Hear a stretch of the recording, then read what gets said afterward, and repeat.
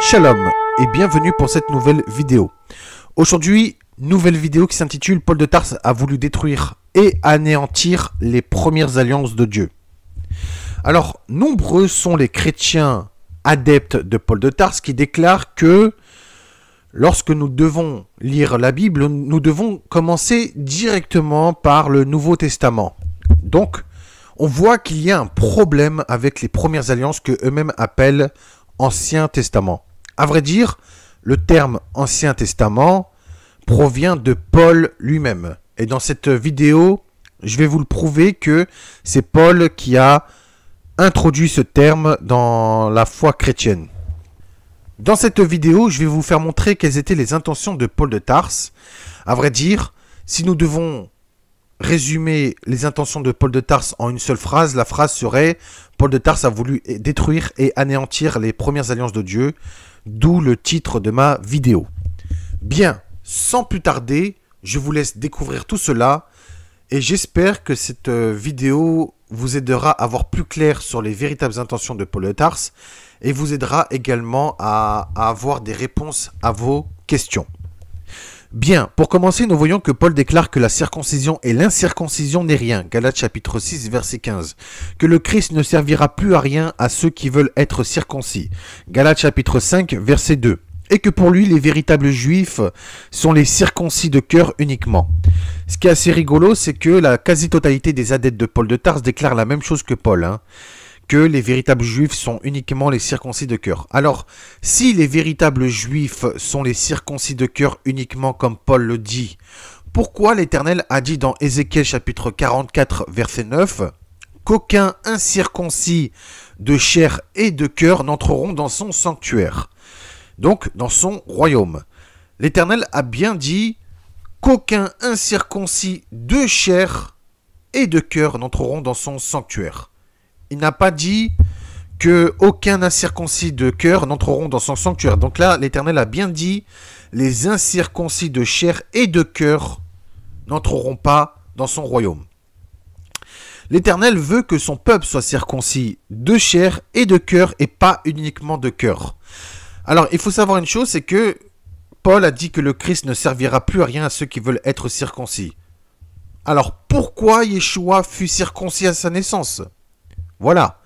Si la circoncision ne sert à rien avec Yeshua, donc Yeshua n'aurait pas été circoncis. Or, Yeshua a été circoncis. Et que Yeshua, il a dit qu'il n'est pas venu abolir la loi, la Torah et les prophètes, mais il est venu accomplir. Et qu'il a dit, tant que le ciel et la terre ne disparaîtront point, il ne disparaîtra pas de la lettre une seule lettre, donc un seul iode de la lettre, un seul trait de la loi. Donc Yeshua a bien dit qu'il n'est pas venu abolir la loi, les commandements et les alliances de Dieu.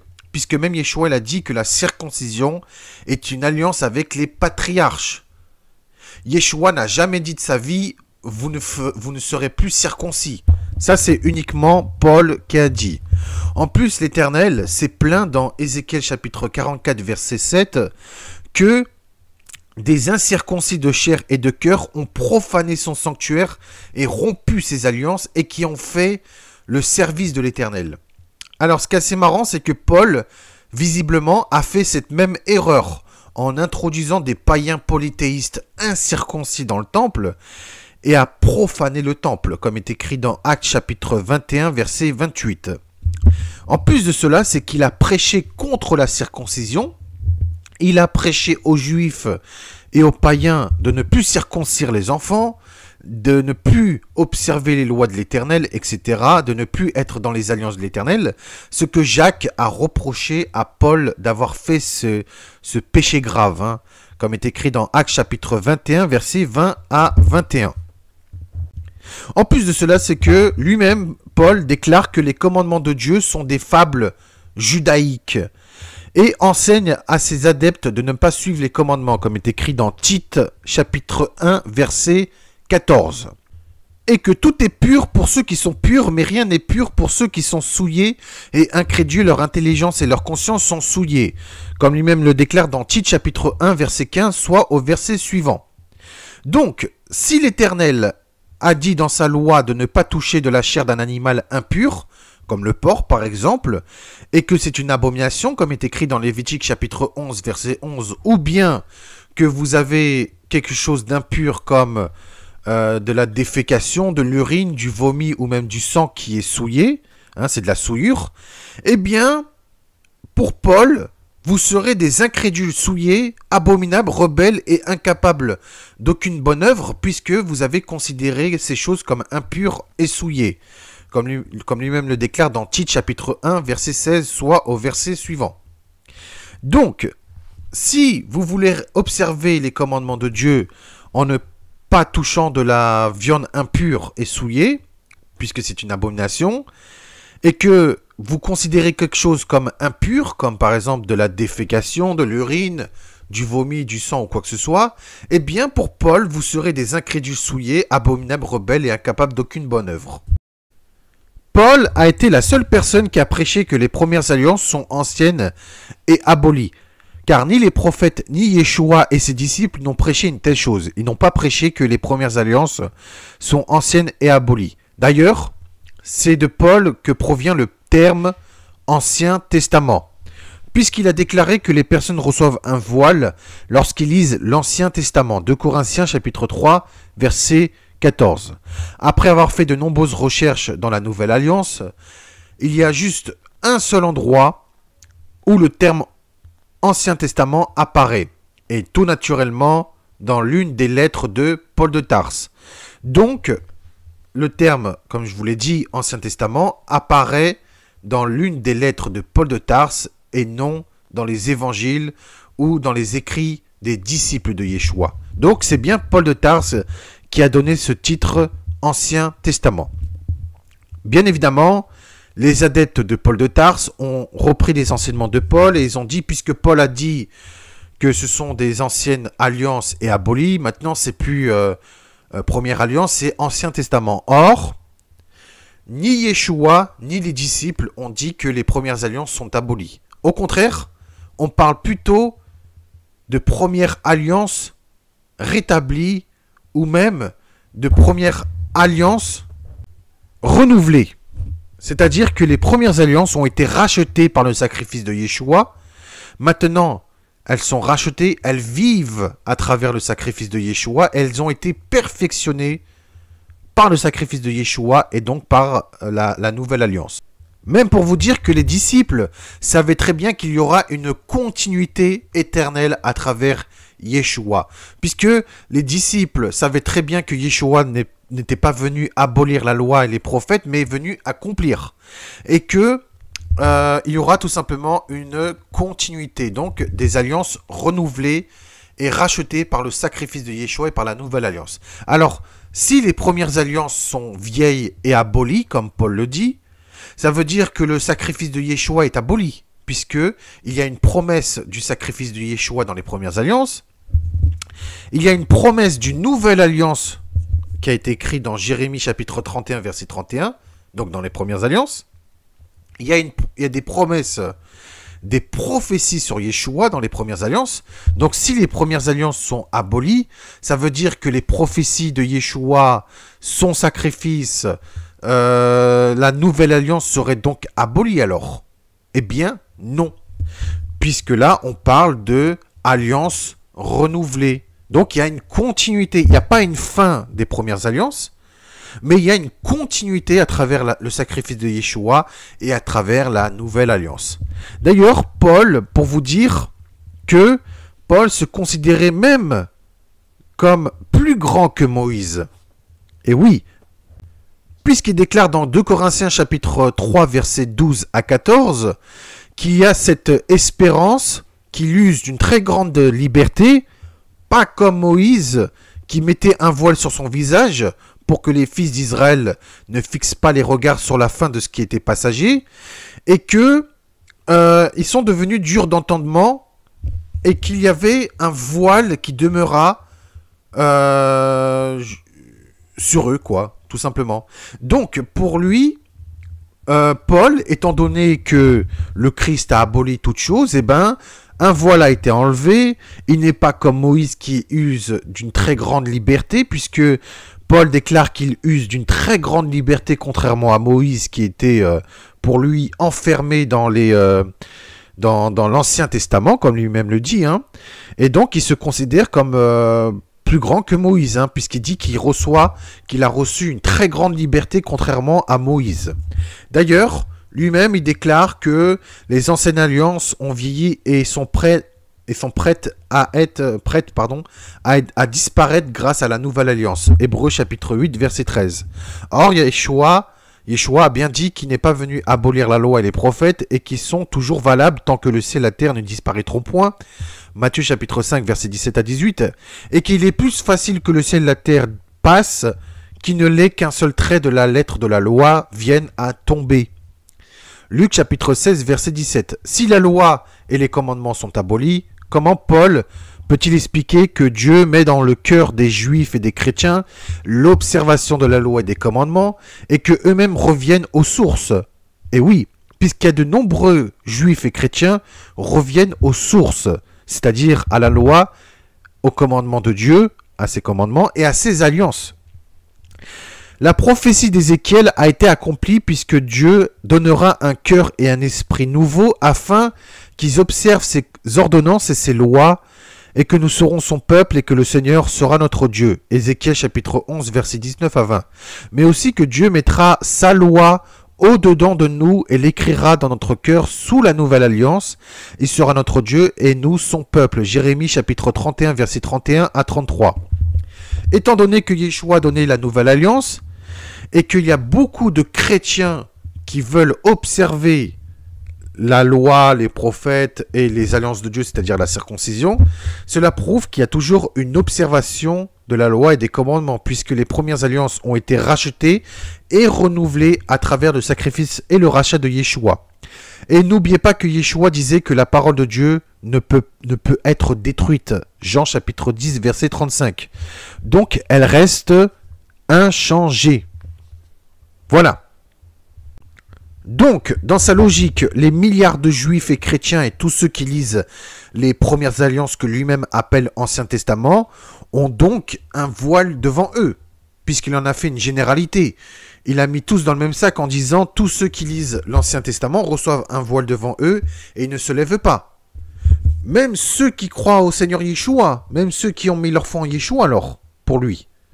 Donc, également Yeshua lui-même, puisque Yeshua avait fait la lecture du livre du prophète Isaïe dans la synagogue, comme est écrit dans Luc chapitre 4, versets 16 à 20, et que lui-même Yeshua enseignait selon la loi, les commandements et les prophètes. Voilà, donc étant donné que Yeshua avait fait la lecture du livre du prophète Isaïe dans la synagogue, cela veut dire aussi que Yeshua avait un voile devant lui alors, dans la logique de Paul, puisqu'il en a fait, comme je vous ai dit, une généralité. Voilà, donc c'est n'importe quoi, preuve que lui-même déclare que tous ceux qui observent la loi et les commandements sont des maudits.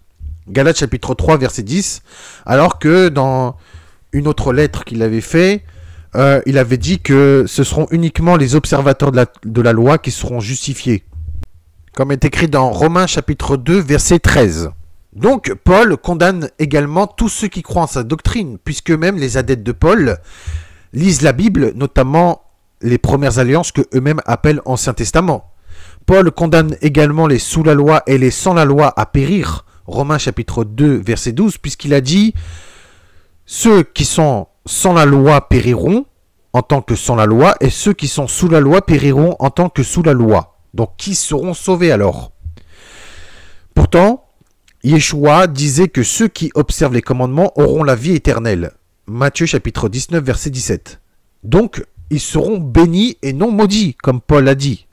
Si les commandements mènent à la vie éternelle, comme Yeshua l'a précisé, cela prouve que Paul a tout fait pour éloigner et maudire les personnes qui voulaient et veulent connaître les commandements de Dieu afin de les observer. Si les commandements de Dieu sont abolis, comme Paul le dit, pourquoi dans le livre de l'Apocalypse, le dragon qui est Satan attaquera uniquement les élus qui seront considérés comme des saints, qui auront gardé les commandements de Dieu, donc avec les alliances de Dieu, tout en ayant la foi en Yeshua, comme est écrit dans Apocalypse chapitre 14, verset 12, et Apocalypse chapitre 12, verset 17. Et si Paul a tout fait en sorte que les chrétiens soit du côté du dragon. Car le texte stipule bien que les élus seront des saints et qui auront gardé les commandements de Dieu, donc les œuvres, tout en ayant la foi, donc la foi en Yeshua. Posez-vous les bonnes questions. En plus, l'Éternel a dit à plusieurs reprises, « Soyez saints comme je suis saint ». Lévitique chapitre 11, verset 45, Lévitique chapitre 19, verset 2 et Lévitique chapitre 20, verset 7. Pourquoi être saint? Parce que l'obéissance des commandements de Dieu mène à la sainteté, comme l'Éternel le déclare dans Nombre chapitre 15, verset 40, « Afin que vous vous souveniez de tous mes commandements et que vous les fassiez et que vous soyez saints, consacrés à votre Dieu. » Donc, l'observation des commandements mène à la sainteté. Et ceux qui auront gardé les commandements de Dieu tout en ayant la foi en Yeshua, donc ils auront gardé les œuvres et la foi, seront considérés comme des saints. Donc les élus seront des saints. Ce que Pierre déclare que nous sommes appelés à être saints, selon ce qui est écrit, « Soyez saints, car moi, je suis saint ».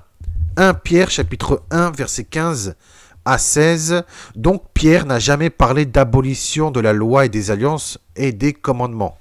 Ce qui est assez marrant avec les enseignements de Paul, c'est que Paul déclare que, étant donné que le Christ a aboli la loi, nous usons d'une très grande liberté, de Corinthiens chapitre 3 verset 12, d'une très grande liberté plus que Moïse, que tout est permis. 1 Corinthiens chapitre 10 verset 23, que tout lui est permis à lui aussi. 1 Corinthiens chapitre 6 verset 12, et qu'il n'y a plus aucune condamnation en Jésus-Christ. Romains chapitre 8 verset 1, donc de jouir d'une totale liberté, donc de faire tout et n'importe quoi. C'est pourquoi Pierre a jugé la doctrine de Paul comme étant une doctrine anarchique et absurde. Pourtant, Paul se contredit en disant que nous ne devons pas nous juger les uns et les autres, mais de penser plutôt à ne rien faire qui soit, pour votre frère, une pierre d'achoppement ou une occasion de chute. Romains chapitre 14 verset 13. Mais aussi, 1 Corinthiens chapitre 8 verset 9, prenez garde toutefois que votre liberté ne devienne une pierre d'achoppement pour les faibles. Pourtant, le fait que Paul déclare que le Christ abolit la loi, que nous usons d'une très grande liberté, plus que Moïse, que tout est permis, tout lui est permis et qu'il n'y a plus aucune condamnation, n'est-ce pas une pierre d'achoppement et une occasion de chute pour les plus faibles? N'est-ce pas une occasion pour les faibles de pécher et de tomber? Puisque de nombreux chrétiens disent que, étant donné que le Christ nous a justifiés, nous sommes libres de pécher. Donc, vous voyez, Paul, sa doctrine anarchique et absurde, a fait en sorte que les faibles tombent en enfer à cause de lui, puisque tout est permis, plus aucune condamnation, etc. Donc, on voit bien que la doctrine de Paul est une pierre d'achoppement, est une doctrine de Balaam, de Jézabel et des Nicolaïtes qui mènent en enfer. Lui-même, sa doctrine 100% liberté mène en enfer. Des milliards de chrétiens pensent qu'ils sont libres de pécher, donc de faire le mal. Alors que non. Étant donné que l'Éternel a dit dans Deutéronome chapitre 4 verset 2, « Vous n'ajouterez rien à ce que je vous prescris, et vous ne retrancherez rien, mais vous les observerez, les commandements de l'Éternel votre Dieu tels que je vous les ai prescrits. » De même que Yeshua a dit que la parole de Dieu ne peut être détruite, Jean chapitre 10 verset 35, Paul, quant à lui, a totalement modifié et changé la parole de Dieu. Il a retranché plusieurs commandements de l'Éternel et a enseigné de ne plus les mettre en pratique. En plus, Yeshua il a dit, celui qui supprimera l'un de ses plus petits commandements et les enseignera aux autres à faire de même sera appelé le plus petit dans le royaume des cieux. Lui, le Christ, Yeshua, fils de Dieu, était 100% en accord avec la loi, les prophètes, les commandements de Dieu et les alliances de Dieu. 100% en accord avec la parole de Dieu. Le Christ n'a pas aboli la parole de Dieu. Tandis que Paul, lui, était contre la loi, les commandements de Dieu, les alliances, et contre les enseignements de Moïse et des prophètes, et donc de Yeshua. Car, par ces enseignements, on peut citer plusieurs condamnations de Paul au sujet de la loi et des commandements.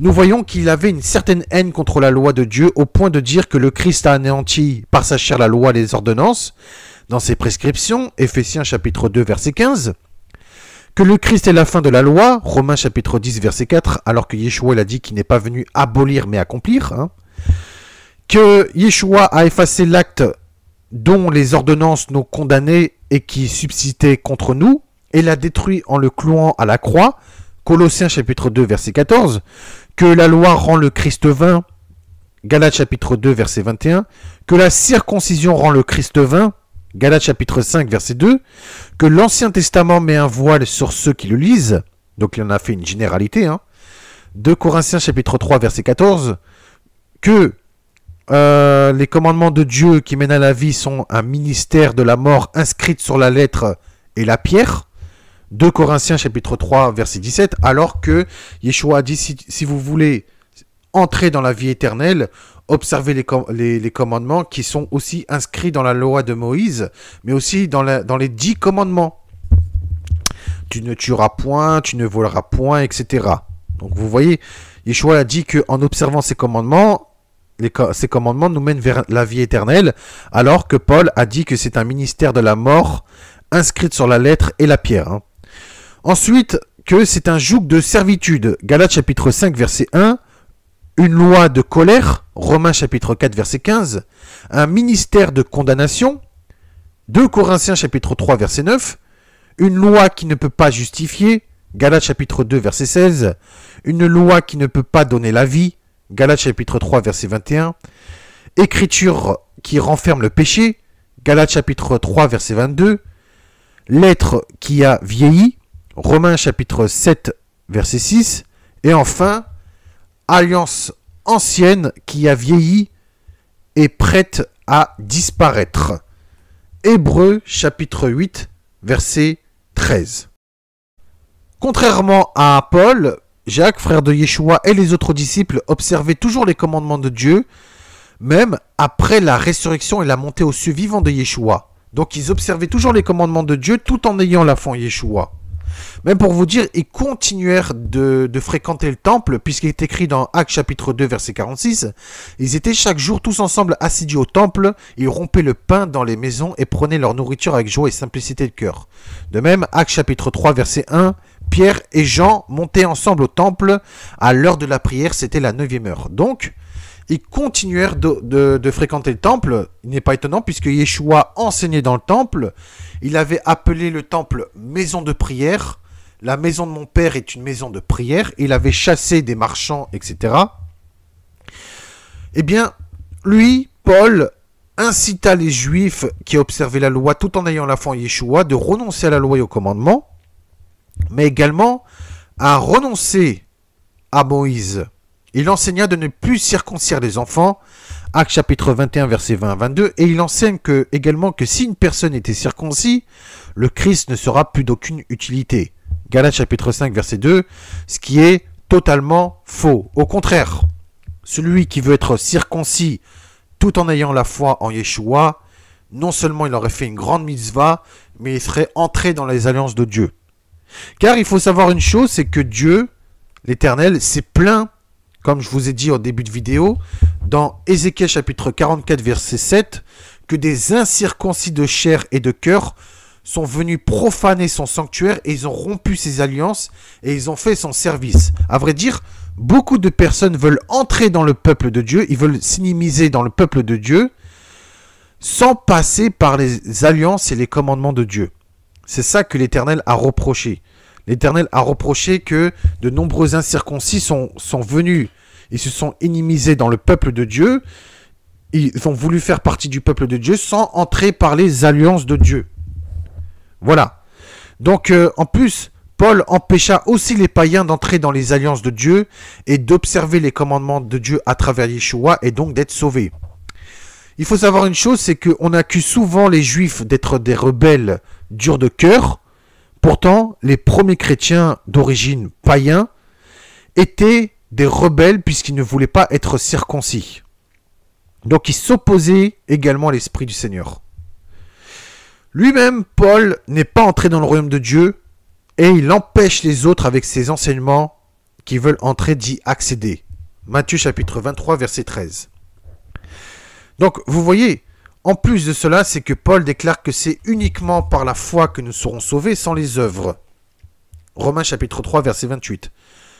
Car ce n'est pas selon l'effort de l'homme, mais uniquement par la grâce de Dieu. Romains chapitre 9, verset 16. Donc l'homme n'aura aucun effort à fournir pour être sauvé selon Paul. Ce qui est une très grave erreur. Mais Jacques démasqua l'imposture de Paul, puisqu'il déclare que la foi est morte sans les œuvres. Jacques chapitre 2, verset 17. Tout comme le corps sans âme est mort, de même la foi sans les œuvres est morte. Jacques chapitre 2, verset 26. De même que Jacques dit que celui qui dit qu'il a la foi mais ne fait pas les œuvres ne le sauvera pas. Jacques chapitre 2, versets 14 à 17. En plus, pour finir cette vidéo, Paul déclare qu'il a reçu l'évangile uniquement pour les incirconcis et Pierre a reçu l'évangile uniquement pour les circoncis. Galates chapitre 2, verset 7. Donc une séparation entre circoncis et incirconcis, ce qui est une très grave erreur puisque l'évangile a été donné pour vous, pour vos enfants et pour tous ceux qui sont au loin et aussi en grand nombre que le Seigneur notre Dieu les appellera. Actes chapitre 2, verset 39. L'Éternel a appelé les Juifs et les non-Juifs à ne faire qu'un seul peuple à travers le sacrifice de Yeshua. L'Éternel n'a jamais abandonné Israël ni les Juifs. Au contraire, l'Éternel notre Père, à travers son fils Yeshua, a fait en sorte que les Juifs et les non-Juifs ne fassent qu'un seul peuple et deviennent un peuple et un royaume de sacrificateurs pour toujours. Apocalypse chapitre 1, verset 6, Apocalypse chapitre 5, verset 10. L'Éternel a fait en sorte que les premières alliances deviennent aussi accessibles pour les non-juifs à travers le sacrifice de Yeshua et à travers la nouvelle alliance. Beaucoup de chrétiens, la majorité, déclarent que ceux qui observent les commandements de Dieu, donc inscrits dans la loi et les prophètes, sont des maudits. Ils disent la même chose que Paul de Tarse et que nous ne sommes pas justifiés par les œuvres de la loi. Or, Paul lui-même égare des milliards de personnes en enfer car il déclare ensuite que ce seront uniquement ceux qui pratiquent la loi qui seront justifiés. Si Yeshua a appelé les juifs et des non-juifs à ne faire qu'un seul peuple, il les a également appelés à toujours observer les alliances et les commandements du Père. Car lui-même n'est pas venu abolir la loi et les prophètes, ce qui inclut également la circoncision, mais plutôt d'accomplir les prophéties et les alliances faites par Dieu le Père à travers ses prophètes. En plus de cela, Yeshua promet également que ceux qui obéissent à la volonté du Père, qui seront dans le royaume des cieux, et on sera tous frères dans le royaume. Luc chapitre 8, verset 21 et Luc chapitre 10, verset 35. L'Éternel a voulu que les Juifs et les non-Juifs fassent partie du peuple de Dieu, fassent partie d'Israël, et que tous observent les commandements et les alliances. Bien, c'est la fin de cette vidéo. J'espère que cette vidéo vous aurait plu et j'espère que cette vidéo vous aurait donné des réponses à vos questions. Que le Seigneur vous bénisse, que le Seigneur vous fait montrer le véritable chemin à prendre et que le Seigneur vous éclaire dans tous vos questionnements, etc. Prenez soin de vous. À très bientôt pour une nouvelle vidéo si Dieu le veut. En attendant, prenez soin de vous et de vos proches, c'est très important. Et je vous dis Shalom Uvracha. À très bientôt. Merci de m'avoir écouté. Shalom.